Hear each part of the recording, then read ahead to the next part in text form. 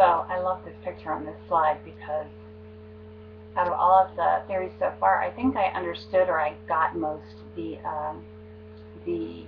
um, the concept of utilitarianism. I don't know whether that makes me a bleeding heart or whether it just sort of makes me kind of think in terms of justice and fairness. And utilitarianism certainly isn't perfect, but out of all the systems that we've studied so far, it seems the most fair. So what utilitarianism does is it kind of considers one's actions based on the measure of whether the act has more good than bad effects on the people connected to our decision.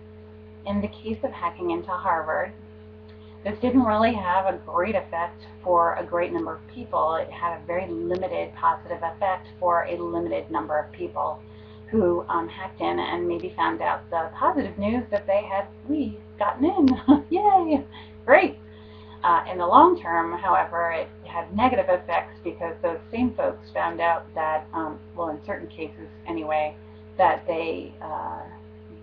because of their act, the decision for their admission had been changed and they were being penalized for their decision. So in the long term, it was not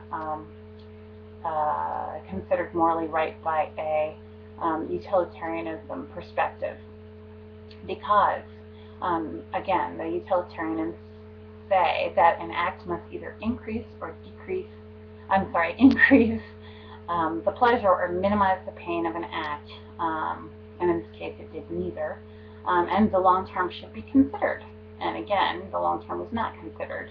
You're on the computer, it's late at night, you're on Business Week or whatever they were using, Business News I think they were using, on the forums, and some guy comes on and says, hey, you want to find out if you got in? It was kind of an impulsive decision on the part of the applicants who hacked in, and there was no consideration given to whether or not it was going to increase the pain or pleasure of anybody who might be affected by their decision.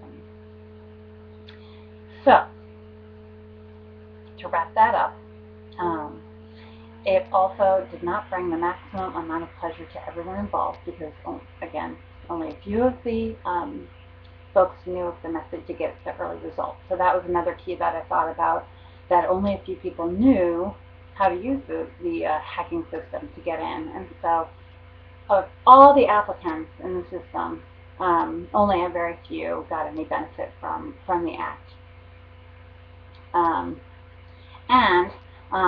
To reiterate my earlier point, it's possible that those who hacked in only to find out that they had not been accepted might have avoided the pain or at least put it off for some time had they not done the hacking. And so you could kind of say that they caused themselves pain, and in a very small perspective of their little universe, they didn't minimize the pain for themselves.